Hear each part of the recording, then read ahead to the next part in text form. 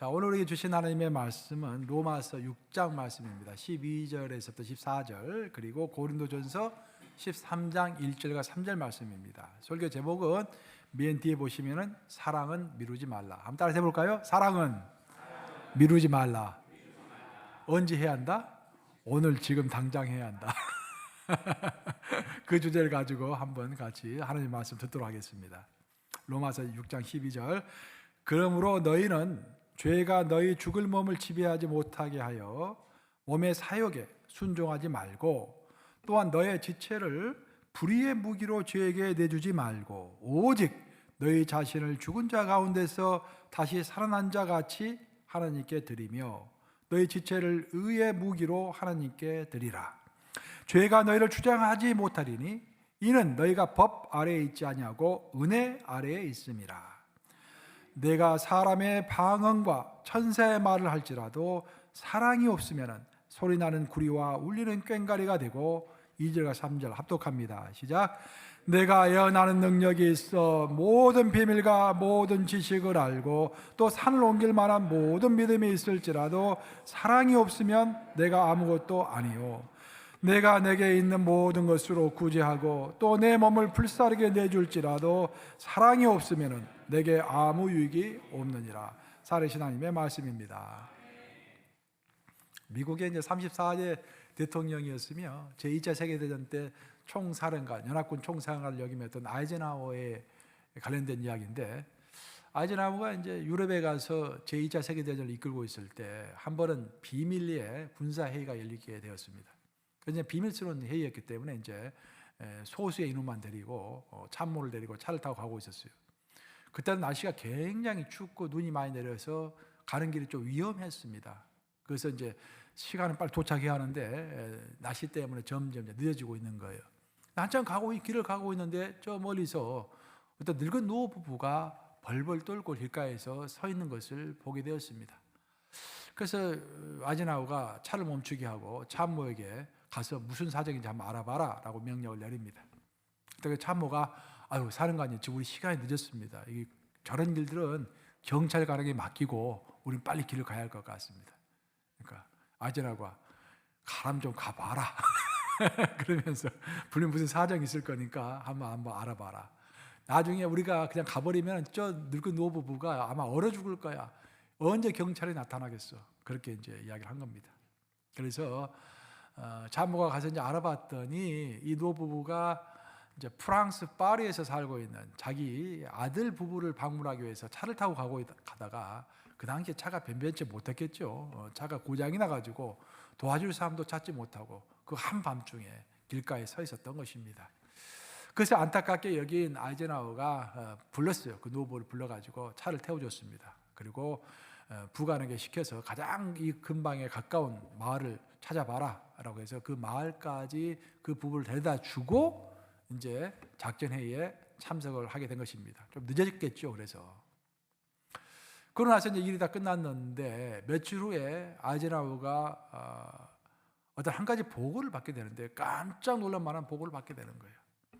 독일 스파이가 잡혔는데, 독일군 스파이가 잡혔는데 그 독일군 스파이가 자백한 바에 따르면은 독일군은 아이젠하워가 비밀 회의에 참석한다라는 정보를 미리 파악하고서 그 동선을 다 알아가지고 아이젠하워가 나타나면 죽이려고 1급 스나이퍼 뭡니까? 저격수들이죠.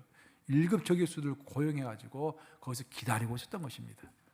근데 그 가기 직전에 그 노부부를 만나가지고 노부부를 마을로 데려다 주는 바람에 동선이 바뀐 거예요. 그 보고를 받은 순간 아이젠하워가 등골이 오싹했습니다. 와, 이런 일이 있을 수 있다니. 물론 아이젠하워가 어떤 보상을 바라고 그런 일을 한 것은 아니겠죠.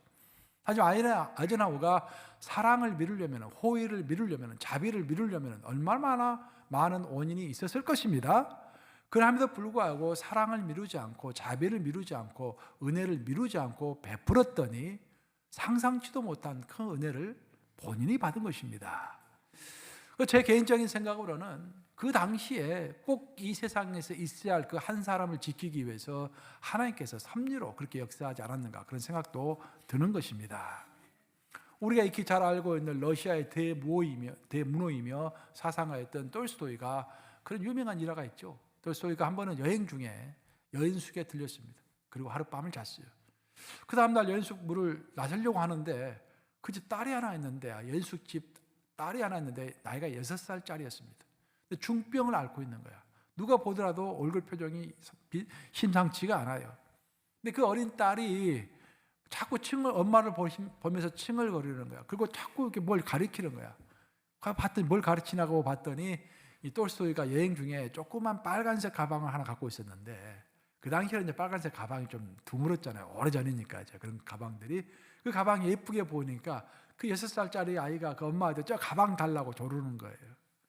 그래서 톨스토이가 그것을 보고서 좀 안타깝게 여기고 딸에게 가서 그렇게 이야기했다고 합니다. 딸의 얼굴을 어루만지면서 딸아, 아저씨가 지금 여행 중에 있으니까 여행을 다 마치고 나면은 반드시 돌아와서 내가 이 가방을 내게 주리라. 조금 기다려라 라고 여행을 간 거예요.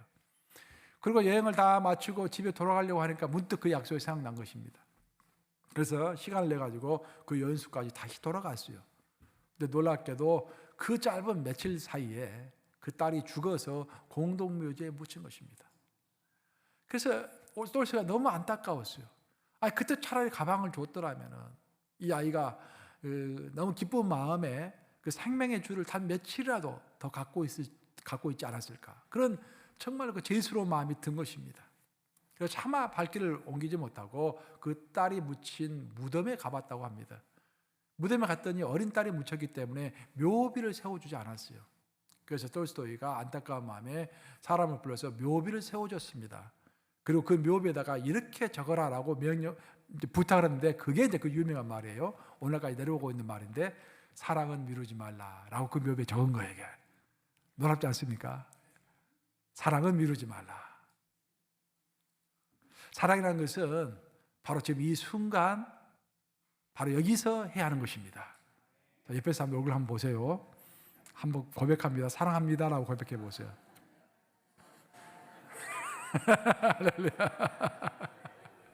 사랑은 여기서 하는 거예요. 여기서, 멀리서 하는 것이 아닙니다. 사랑은 작정하고 하는 게 아니라 작정이 필요 없는 거예요. 지금 당장에 하는 거예요. 사랑은, 그렇죠? 내가 언제부터 사랑하리라 그 필요 없습니다. 내가 내일부터 사랑하리라고 했는데 오늘 내가 죽을 수도 있는 거예요. 그렇죠? 사랑을 미루지 않는 것입니다. 성경을 읽어보면은 사랑을 미루다가 후회했던 이야기가 여러 번 나옵니다.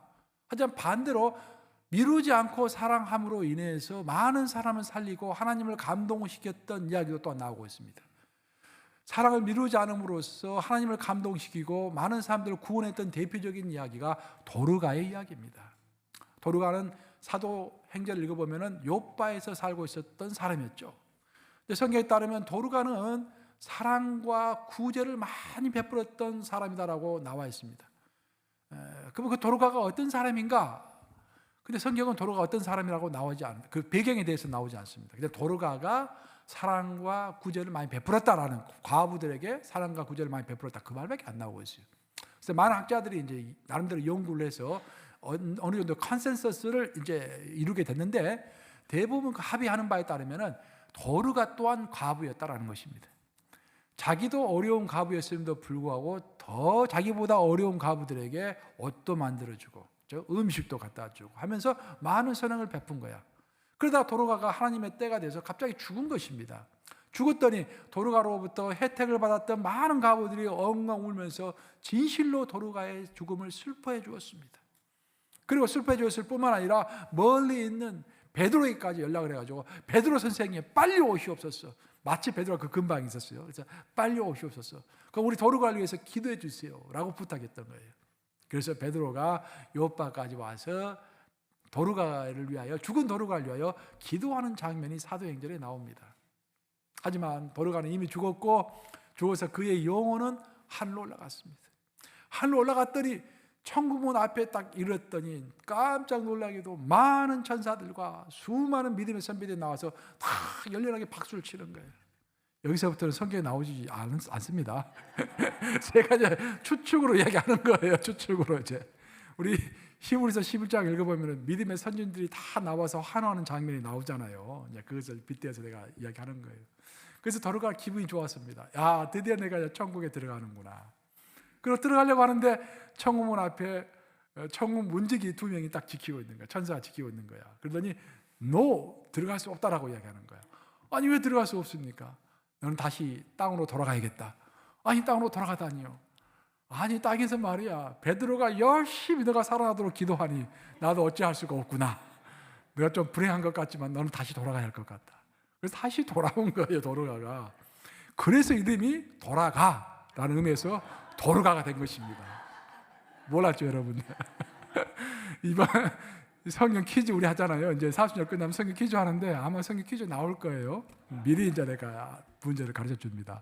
돌아가에서 도로가. 그 돌아와서 할 수 없이 도로가가 그 영혼이 자기 죽어있는 육체 안으로 들어가서 살아나게 되는 것입니다.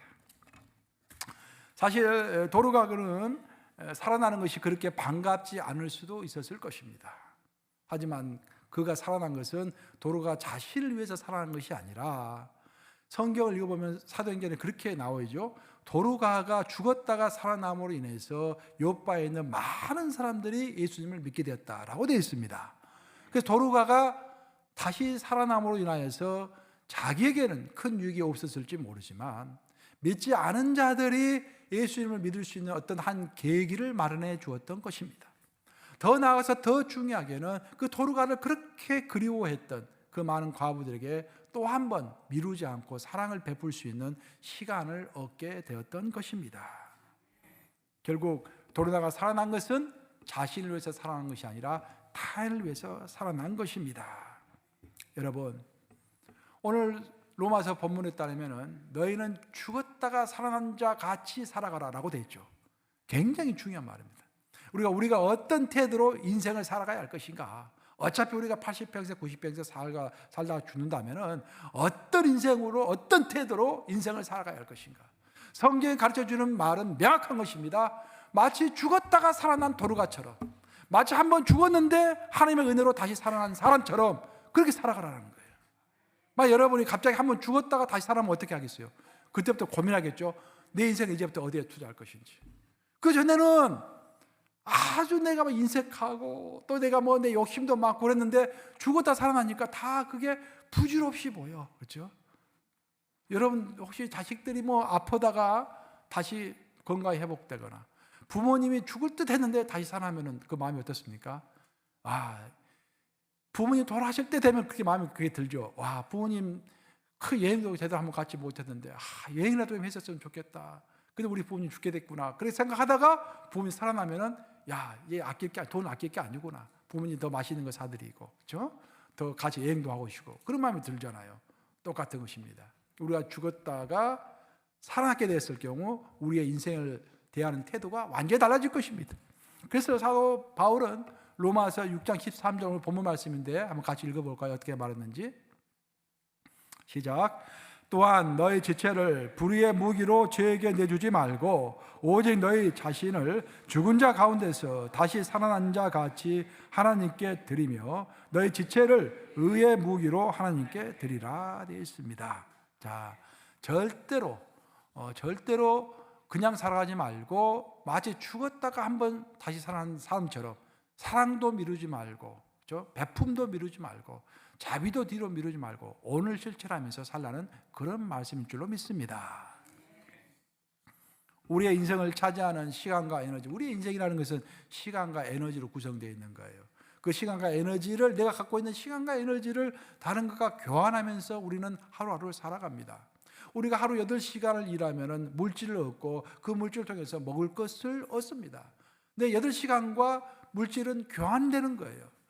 그리고 나가 8시간을 허비하고 나면 16시간이 남는 거 아니겠습니까? 그 16시간을 무엇과 교환할 것인지 100% 교환을 해야 하는 것입니다. 어떤 시간은 잠을 자는 시간과 교환하는 것이고 어떤 시간은 예배하는 시간과 교환하는 것이고, 그래서 우리는 항상 현명하게 인생을 살아가려고 한다면 내가 갖고 있는 24시간을 무엇과 교환하면서 살아갈 것인가, 어떻게 교환해야 가장 효율적인, 가장 성서적인 교환일까라는 것들을 심각하게 생각해야 합니다. 그것이 인생을 낭비하지 않는 것입니다. 우리가 그 영화도 나오지 않아요. 빠삐용이라는 영화 나오잖아요. 빠삐용에 나오는 영화에서 제일 중요한 대사가 뭡니까? 너의 죄는 인생을 낭비한 죄다. 그 구절이 제일 유명한 구절이죠. 빠삐용 영화에서. 빠삐용이 이제 환상 가운데서 자기 심판받는 내용이 나오잖아요. 그때 나는 죄가 없습니다라고 했더니 너가 죄가 없다니. 그러니까 원래 빠삐용이 이제 죄를 범하지 않았지 않습니까? 무고하게 감옥살이를 한 거예요. 이게 억울한 거예요, 이 사람이 빠삐용이. 그래서 끝내 탈출을 시도하지 않습니까? 그랬더니 이제 자기 환상 가운데서 재판관을 만나게 되는데 재판관을 만나가지고 자기 억울한 심정을 도와줘. 나는 죄가 없습니다. 그랬더니 재판관이 아니 죄가 없다니 너가 내가 무슨 죄가 있습니까? 라고 빠삐용이 했더니 그 재판관이 하는 말이 너의 죄는 인생을 낭비한 죄다. 인생을 낭비한 죄. 우리 죄 중에서 가장 큰 죄 중에 하나는 인생을 낭비한 죄입니다. 그래서 인생을 낭비하지 않기 위해서는 우리의 24시간이 무엇과 교환되어야 할 것인가? 어떻게 교환되는 것이 하나님이 기뻐하시고 성경적인 교환이 되는 것인가? 깊게 생각해 봐야 돼요. 교환이라는 이제 그 단어를 생각했을 때 제가 이제 역사적인 쭉 사건들을 갑자기 머릿속에 생각해 보니까 한 가지 사건이 내 머릿속에 떠올랐어요. 어떤 기금속을 애국신과 교환하게 함으로써 한 나라가 살아났던 중요한 역사적인 기록이 있습니다. 여러분 독일 아시죠?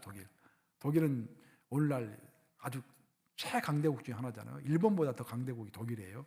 인구는 더 적지만 나라는 더 잘 살아요. 독일이 일본보다도 지금. 근데 그 독일이 원래는 통일 국가가 아니었습니다.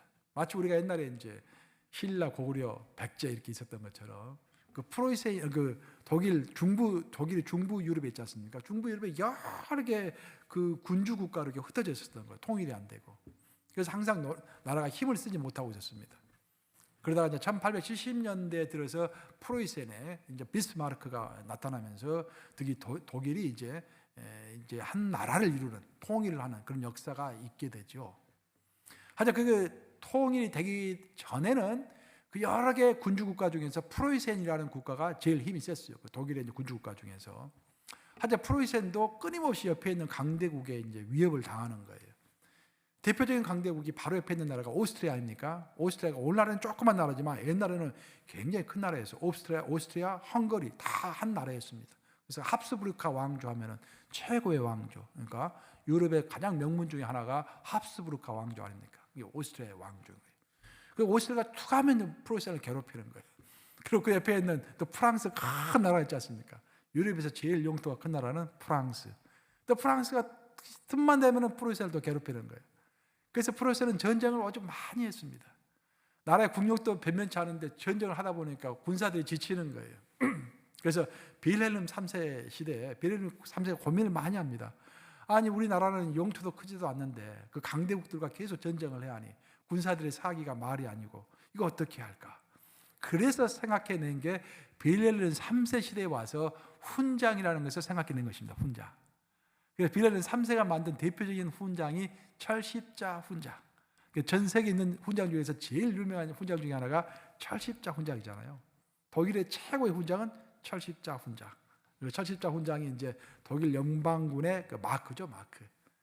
전쟁을 할 때만 얻을 수 있는 독일의 최고의 영광스러운 훈장하면 철십자 훈장입니다. 그걸 딱 개발해낸 거예요.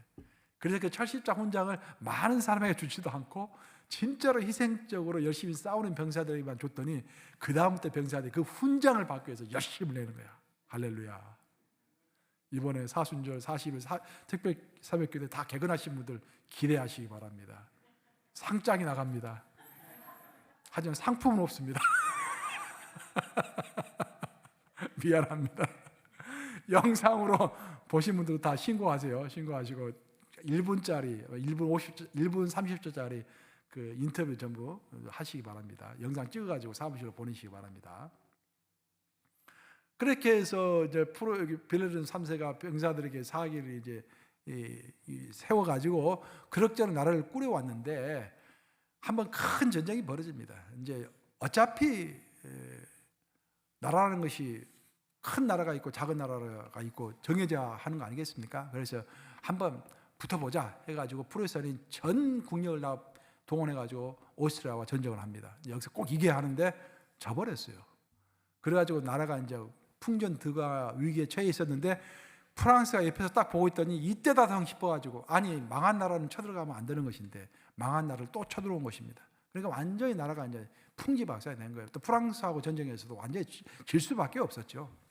그 나라가 이제 다 넘어갈 지경에 처해 있었고, 유럽에서는 전쟁을 하면은 가장 심한 게 전쟁 배상금을 꼭 물게 돼 있죠. 그 배상금을 철저하게 받습니다. 근데 그 배상금이 어마어마하게 많기 때문에 도저히 프로이센이 그것을 감당할 수 없는 거예요. 그 배상금을 물어내지 못하면 왕조가, 프로이센 왕조가 이제 물러나는 것이고 나라가 없어지는 거예요. 그래서 프로이센 왕조가 고민을 많이 하게 됩니다. 그러다가 베를린 3세가 아이디어 하나를 또 딱 낸 거야. 바로 이거다. 그러면서 모든 국민에게 선포를 하는데, 프로이센의 모든 여인들은 집에 가지고 있는 모든 보석을 가지고 나와라. 국가에 헌납해라. 대신 너희들이 보석을 헌납하면 나는 너희들에게 훈장을 주겠다. 또 훈장을 하고 나선 거예요. 그러니까 그 훈장에다가 그 황제가 직접 사인을 합니다. 자기가 직접 친필로 사인을 하고 거기다 그런 구절을 적어 넣어요. 나는 금을 드리고 대신 철을 받았노라. 라는 그 유명 구절이에요. 독일 역사에 보면 유명 구절. 독일을 살린, 그게 없었으면 독일이 죽었어요. 오늘날 독일이 없었습니다. 아마 독일이 없어지고 절반은 오스트리아, 절반은 프랑스로 이렇게 합쳐졌을 거예요. 근데 나는 금을 주고 철을 얻었노라. 그 구절 하나 때문에 독일이 살아난 것입니다. 그래가지고는 이제 그 훈장이 만들어지니까 독일의 그 프로이센에 있는 모든 여인들이 관심을 갖게 된 거예요. 왜? 첫 번째, 황제가 친필로 사인을 해주니까 그것이 좋았고, 두 번째는 그 구절이 너무 가슴을 감동시킨 거예요. 나는 금을 주고 철을 얻었노라. 그래가지고 그때부터 여인들이 앞다퉈가지고 귀걸이며 반지며 목걸이며 다 갖고 나온 거야. 할렐루야. 우리 교회도 이런 운동을 한번 해볼까요? 한번 다 갖고 나올 수 있을까? 우리 교회는 이제 다 갖고 나오면은 이 배지, UMC 배지를 하나씩 다 주는 걸로 한번 우리 임원회 한번 소집해야겠어. 한번. 그렇게 해서 줬더니 여인들이 그 귀한 다이아몬드 보석을 다는 것보다도요, 그 배지를 다는 것이 유행했다고 합니다. 그 역사적인 한 가지 사건이 독일을 살린 것입니다. 독일을 살린 거예요. 즉, 철을 주고 금을 주고 철을 얻는 것. 근데 생각해 보면은 이것이 바로 복음입니다. 복음, 여러분. 지금 이제 고난주간이 시작되잖아요. 금요일 날이 되면은 이제 성금요 예배입니다. 우리가 예수님께서 십자가에 못 박혀 돌아가신 사건을 기념하는 날입니다. 예수님 십자가에서 돌아가시면서 생각해 보세요. 바로 옆에 있는 도둑놈이 두 마리 있어요. 두 명이 있었어요. 이렇게. 근데 그 두 명에게 은혜를 베푼 것입니다. 그 중에 한 명이 구원을 받았죠. 생각해 보세요. 우리 예수님의 몸값은 금값입니다. 하나님의 몸값 그 자체이기 때문에 그 금 같은 예수님의 생명을 아무 값어치 없는 돌아다니는 철과 같은 그 도둑의 인생에 드린 것입니다. 예수님께서 금 같은 생명을 주심으로 철과 같은 생명이 영생을 얻게 되는 것입니다. 그것이 복음일 줄로 믿습니다, 여러분. 그렇죠? 예수님은 그 십자가에서 돌아가시면서도 그 사랑을 미루지 않았습니다. 아니, 우리 같으면 죽게 생겼는데 무슨 내 옆에 있는 사람이 무슨 대수입니까? 그냥 아무 정신없이 죽겠죠, 그냥. 예수님은 죽으시면서도 사랑을 뒤로 미루지 않았다라는 것입니다. 자기가 그렇게 고난 가운데 있고 고통 가운데 있는 가운데서도 은혜를 뒤로 미루지 않았다라는 것입니다. 어제 내가 문득 생각나네요. 어제 카톡을 하나 봤는데, 내가 잘 아시는 장로님 저한테 카톡을 보내셨는데 그 말을 좀 좋아하시더라고요. 일화를, 실제로 있었던 일이라고 그래요. 한국에 있는 모 교회 이제 권사님 이야기인데, 나이 드셔가지고 남편이 먼저 이제 별세하시고 혼자 사셨대요. 그래서 자식들은 다 이제 뭐 공부시키고 또 미국 가서 살고 홀로 살고 계셨대요. 그래서 나이 80이 가까이 되셔가지고 내가 어떻게 하면 인생을 이제 선하게 살까라는 생각이 들어가지고 호스피스를 좀 해야겠다. 호스피스가 뭔지 아시죠? 이제 죽음을 딱 앞두고 한 3달 이내에 죽을 사람들이 모여서 있는 곳이 호스피스 병동입니다. 그 병동에 가서 이제 죽음을 앞에 둔 사람들에게 이제 사랑을 베푸는, 그 사람들 돌보는 그런 일을 좀 해야겠다 해가지고 교육까지 받으셨대요. 3개월 교육을 받고 이제 거기 가서 일을 한 것입니다. 제일 처음에 배정된 분이 어떤 할아버지에게 배정이 됐어요. 그 할아버지에게 찬송도 불러드리고 심지어 목욕도 시켜드리고 정성을 다해서 이렇게 이제 돌보았대요. 그 할아버지가 이제 한 2, 3개월 있으면 죽는데, 근데 그 할아버지 얼굴이 탁 펴지면서 너무 좋아하시더래요. 당연히 좋아하죠. 와서 이렇게 다 돌봐주니까. 근데 이제 할아버지 하루는 그러시더래요. 아이고, 너무 감사합니다. 우리 이렇게 됐으니 우리 결혼합시다. 딱 그렇게 그러더래요. 그러니까 너무 그 권사님 놀라셔가지고 자기도 모르게 까짓거 결혼하죠 뭐. 그렇게 답변을 해가지고 실제로 법적으로 결혼을 하셨대요. 뭐 이게 이제 금방 돌아가실 분이니까 뭐 신혼 살림을 꾸리고 그런 것은 없지만 법적으로 결혼을 한 거예요. 왜냐하면 그 권사님의 마음은 사랑을 베풀었으니까 그냥 베풀자, 끝까지 베풀자. 뭐 이분 금방 돌아가실 분인데 마지막 소원 들어주시자 해가지고 그분의 부인이 된 거예요. 한 2개월 정도 부인이 돼가지고 더 정성스럽게 이렇게 돌봐줬대요. 할아버지 돌아가시는 그날 얼굴이 환하게 이렇게 밝아지면서 너무 감사했노라고. 내 평생 사는 기간 동안에서 이 2개월이 가장 행복했노라고. 전 부인이 들으면 상당히 섭섭하겠어요. 그러니까 그렇게 말씀하신 거야. 그래서 돌아갔는데 며칠 후에 보니까 갑자기 연락이 왔어요. 변호사에게. 그분이 가지고 있는 그 할아버지가 가지고 있는 재산 중에서 30몇 억인가가 이렇게 자동이체가 됐다고 통장으로 그분 통장으로 할아버지가 돌아가시면서 이게 유산을 남기고 돌아가신 거예요. 그걸 이제 그 장모님이 나한테 이제 카톡으로 어제 보내오셨더라고 이걸 보니까. 그래서 내가 이제 한 3주 전에 설교했죠. 제가 경험했던 그 어떤 간사님이 큰 집을 기증받았다는 그 이야기. 저도 그런 설교를 했습니다라고 제 설교 이제 온구를 갖다 그분에게 보내드렸는데 사랑을 미루지 않은 거 아니에요? 그 권사님도 놀라운 거 아니겠습니까? 아무리 그래도 아니 자기가 이제 보살피고 있는 사람이 결혼하자고 했는데 그냥 그래 하십시다 하는 것도 굉장한 것이라고 저는 생각합니다. 사랑을 미루지 않는 용기인 것이죠. 뭐 그것이 잘했는지 모르는지 저는 잘 모르겠습니다. 사람마다 생각 기준이 다르겠죠. 사실 우리가 여기서 봐야 할 것은 그 권사님은 한 번 사랑을 하기로 작정을 하고 사랑을 뒤로 미루지 않는 것입니다. 금방 죽을 사람 앞에서. 이것처럼 우리 인생도 마찬가지입니다. 우리 인생이 어떤 것과 교환할 것인가, 우리가 후회할 필요가 없는 것과 교환되는 것, 그것이야말로 우리가 인생을 가장 잘 보내고 있다는 증거가 아니겠는가라는 생각을 하게 되는 것입니다. 프로이센의 여인들이 자신들의 귀한 금을 들이고서 값이 나가지 않는 철과 교환하면서도 즐거워할 수 있었던 이유는 뭐냐면은 그 철은 보통 철이 아니라 어떤 의미가 들어있는 철이기 때문에, 애국심이라고 하는 어떤 의미가 있는 철이기 때문에 그 철을 받고도 기뻐할 수 있었다라는 것입니다. 세상의 가치 기준으로 보면은 철은 금에 비해서 훨씬 가치가 덜한 것입니다. 하지만 그 여인들이 받은 철은 애국심이라는 특별한 의미가 가미되어 있었기 때문에 그 철은 금보다도 훨씬 더 귀한 대접을 받을 수가 있었던 것입니다. 우리의 인생도 마찬가지입니다. 우리의 인생이 가장 잘 활용될 수 있는 길은 이 인생이 영원한 의미가 있는 것과 교환될 때, 그때 우리의 인생은 철 같은 인생이라 할지라도 금과 같은 인생으로 바뀔 줄로 믿습니다.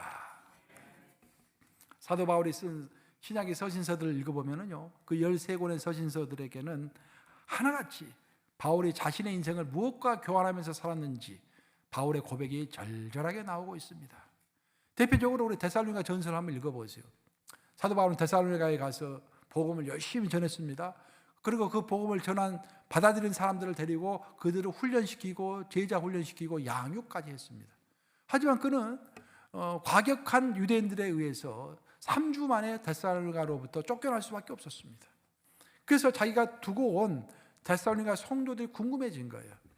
그래서 그 소식을 듣게 됐는데, 데살로니가 성도들이 어떻게 지내는가 소식을 듣게 됐는데, 아니 놀랍게도 그들이 담임 목사가 없음에도 불구하고 자기들끼리 끝내 교회를 지키면서 교회를 성숙하게 만들어가고 있다는 그 소식을 듣고서 너무 기뻤습니다. 그 기쁜 마음에 쓴 편지가 바로 데살로니가 전서라는 그런 편지죠. 사도 바울은 거기에서 데살로니가 성도들을 이렇게 표현하고 있습니다. 너희는 우리의 영광이요 기쁨이니라. 내 인생의 기쁨이 바로 너희다 이 말이에요. 더 중요한 건 사도 바울이 이렇게 고백하고 있죠. 우리의 소망이나 기쁨이나 자랑이 무엇이냐? 그가 강림하실 때, 그라는 것은 예수님이시죠. 예수님이 강림하실 때 우리 주 예수 앞에 있는 너희가 아니냐라고 고백을 하고 있는 거예요. 이 말은 무슨 말이냐면은 예수님이 재림하실 거 아니에요. 재림하시면 그날이 이제 심판 날이에요. 죽은 자들도 다 이제 무덤에서 부활해 가지고 심판을 받습니다. 백보자 심판을 받게 되는 거예요. 그때 우리가 하나님 앞에서 내세울 것이 뭐냐 그런 말이에요. 내 건강을 내세울 것도 없고, 내가 뭐 학위를 뭐 몇 개 받았다 해가지고 내세울 것도 아니고, 내가 재산은 뭐 1억 달러, 2억 달러 있다 해가지고 내세울 것도 아니고, 하나님 앞에서 아무것도 아니죠. 하지만 사도 바울은 하나님의 재림하시는 그날이 자신 있고 기다려진다 이 말이에요. 왜냐? 자신이 키운 데살로니가 성도들 너희가 있기 때문이다 그 말이에요. 바로 너희가 나의 면류가 아니고 너희가 내 자랑이고 너희가 나의 영광이다. 누구 앞에서? 예수님 앞에서. 여러분의 자랑은 무엇입니까, 여러분? 한번 생각해 보세요. 예수님이 나타났을 때 여러분들이 현재 자랑하고 있는 것을 예수님 앞에서 자랑할 수 있겠어요? 한번 생각해 보세요. 사도 바울은 자신의 인생을 갈아가지고 자기의 시간을 들여가지고 자기의 에너지를 다 투자해서 자기 인생과 교환한 것이 바로 너희다, 사람이다, 그렇게 이야기하는 거예요. 그 너희야말로 나의 면류가 아니고 자랑이다 라고 이야기하고 있는 것입니다. 이렇게 사도 바울은 자신의 인생을 사랑과 교환했다라고 고백하고 있습니다. 사랑하는 여러분, 지금 우리들의 시간은 무엇과 교환되고 있으며 그 교환은 하나님이 정말 기뻐하시는 교환인가? 이 사순절 기간 동안에 생각해 봐야 할 줄로 믿습니다. 우리의 인생은 귀한 거 아니겠습니까? 그러니까 또 귀한 것과 교환돼야죠. 그럼 내 인생은 무엇과 교환해야 할까? 우리 이제 성도님들 중에서 또 성경을 열심히 읽고 또 성경을 또 필사까지 하시는 우리 권사님도 계시고, 참 좋은 습관이라고 저는 생각해요. 습관, 이게 필사하시면서 그 시간을 하나님의 말씀과 교환하고 있는 거 아니에요, 이제? 그런 의미 있는 일과 내가 내 인생이 지금 교환되고 있는 것일까? 한번 생각해 볼 필요가 있는 것입니다. 제가 신학교를 다닐 때, 제가 졸업한 신학교는 어떤 목사를 양성한다기보다는 이제 신학자들만 양성하는 그런 약간 치중된 그런 신학교였어요. 그러니까 학교적인 분위기 전체가 학생들이 학점에 신경을 많이 쓰는 거예요. 그래서 이제 사실 신학교라는 것이 목회 스킬을 많이 배워야 하는데 그거는 별로 관심이 없고 자꾸 학점에 신경을 쓰다 보니까 좀 교수가 학점을 잘 준다면은 거기에 뭐 학생들이 많은 거예요. 또 학점을 좀 짜게 준다면 학생 수가 좀 적고 뭐 그런 경향이 좀 있어요. 그래서 학교에서 그 문제를 가지고 고민을 하기 시작했습니다. 신학교라는 것이 가장 기본적인 것이 하나님을 알고 아는 것에서 끝마치는 것이 아니라 내가 아는 하나님을 전파하고 또 하나님의 나라를 위해서 내가 헌신하고 하는 것을 가르치는 것이 신학교의 본분 아니겠습니까? 근데 학생들은 가장 관심 있는 게 학위 그 자체, 이 학교에서 받는 학위에 관심이 있는 거예요. 그리고 난 나가면 목회는 하지 않고 난 가르치겠다. 그런 생각들을 많이 하고 있는 거예요. 그래서 학교에서 고민을 많이 했어요. 그리고 학교에서 어마어마한 결정을 내렸습니다. 어떤 결정을 내렸냐면 학점 제도를 없애버린 거야. 없애버리고 시험 보면은 pass or fail 둘 중에 하나로 이제 결정한 거예요. 그래서 시험을 애닌가에만 보면은 과락 정도만 아니면은 패스. 그리고 fail한 학생은 거의 없어져. 와, 그때부터 나도 그 해방감, 시험으로부터 해방감. 그 나는 신학교 다닐 때 내가 아르바이트를 3개를 했어, 3개. 학생들도 가르치고 큰 한국학교에서 내가 교장도 하고 연구소에서 일도 하고 그거 다 할 수 있었던 이유가 학점이 없으니까 패스 앤 페일만 했으니까. 신학을 공부하는 목적은 하나님을 더 깊게 알고 또 그 하나님을 좀 더 효과적으로 알리는 길을 찾는 것이지 학위를 받는 것이 목적이 아닙니다. 마찬가지로 우리의 신앙생활의 목적도 똑같습니다, 여러분. 신앙생활의 가장 에센스, 목적이 무엇인가? 그것은 첫째는 하나님을 아는 것입니다. 두 번째는 아는 것뿐만 아니라 그 하나님을, 내가 아는 하나님을 알리는 거예요. 그리고 세 번째는 그 일만 하는 것이 아니라 이미 하나님의 나라가 여기 있기 때문에 그 하나님의 나라가 잘 유지되도록 그 하나님의 나라를 섬기는 것입니다. 이 셋 중에 하나를 하고 있지 않은 상태에서 내 인생이 뭔가 다른 것과 내 인생이 지금 교환되고 있다고 한다면 큰 인생의 실수를 지금 범하고 있는 것입니다. 내 인생은 이 세 가지 중에 하나에 투자되고 있는가? 하나님을 알아가는 것, 하나님을 알리는 것, 하나님의 나라에 봉사하는 것. 이 세 가지가 빠져 있는 인생이라고 한다면은, 그런 것과 내 인생이 교환되고 있지 않다고 한다면은 근본적인 문제가 있는 것입니다. 성경은 신앙의 본질적인 핵심을 믿음, 소망, 사랑이라고 이야기합니다. 그러면서도 특별히 그 중에서 제일은 뭐다? 사랑이다라고 이야기하고 있는 거예요. 그래서 우리의 인생에서 사랑이 빠져 있다고 한다면은, 내가 시간과 에너지를 무언가가 교환하고 있는데 그 교환하고 있는 것 가운데서 사랑이 빠져 있다고 한다면은 뭔가 지금 잘못되고 있는 것입니다.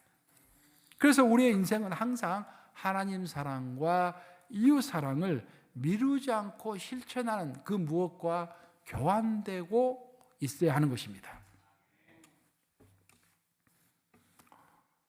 오늘 고린도전서 그 유명한 13절 말씀, 사도 바울이 너무도 명확하게 그 사랑에 대해서 이야기하고 있습니다. 자, 한번 고린도전서 13장 1절부터 3절 한번 같이 읽어볼까요? 시작.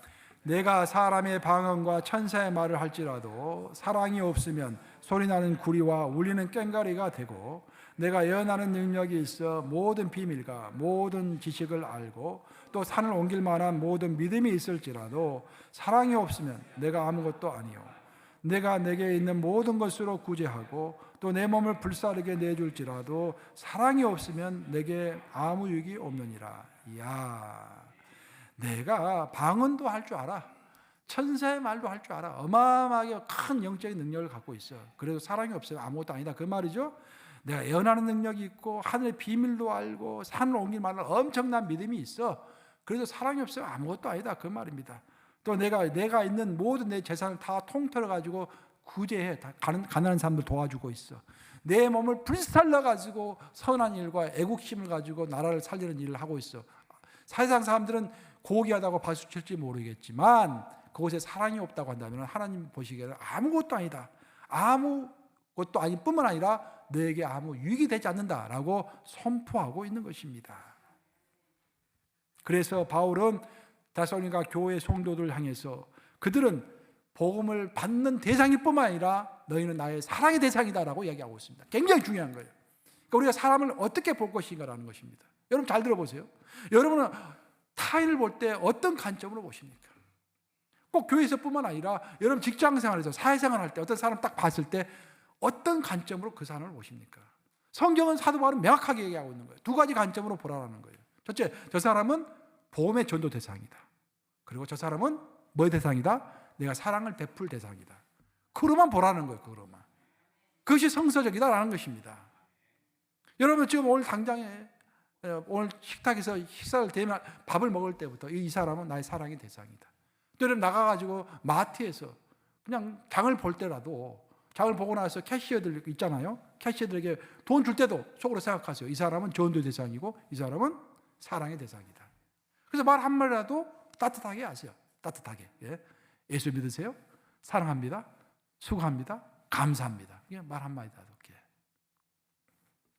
데살로니가전서 2장 8절 말씀 한번 같이 읽어보겠습니다. 시작.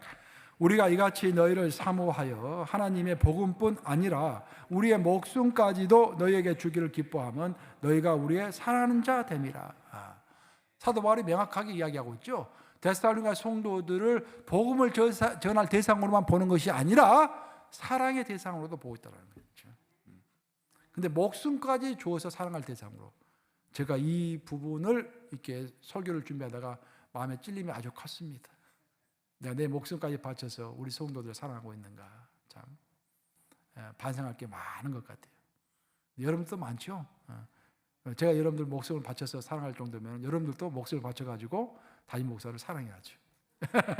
할렐루야. 공평합니다 이렇게 이야기하니까. 근데 사실 이 부분을 대하면 마음이 많이 찔려요. 얼마나 큰 도전인지 모르겠습니다. 사실 이런 교돈이 또 도전이 있어야 또 우리의 삶과 생각도 바뀔 수가 있겠죠. 성경을 읽어보면 예수님이 민망히 여기셨다, 불쌍히 여기셨다라는 구절이 종종 나옵니다. 똑같은 말이에요. 민망히 여겼다는 말과 불쌍히 여겼다는 말은 똑같은 말입니다. 즉 예수님이 보시기에 예수님은 모든 사람을 사랑하셨잖아요. 근데 그들이 사랑할 만한 대상이어서 사랑한 게 아니라 그들을 불쌍히 여기셔서 사랑했다라는 것입니다. 그래서 우리가 예수님의 마음을 닮아야 돼요.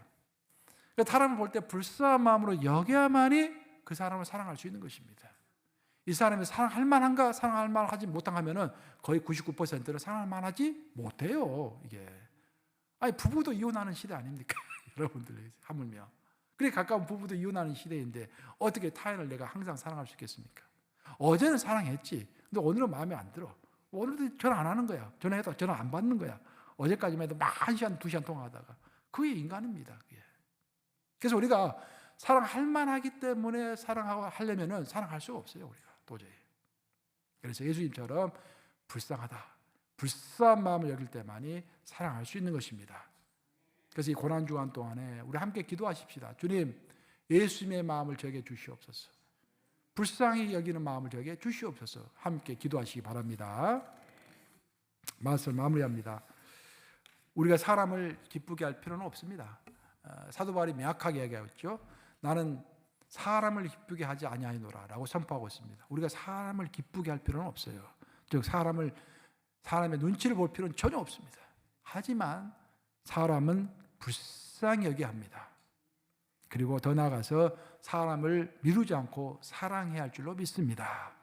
그래서 하나님께 기도해야 돼요. 주님, 내가 사람들을 불쌍히 여기고 내가 오늘 해야 할 사랑을 미루지 않도록 저를 도와주세요.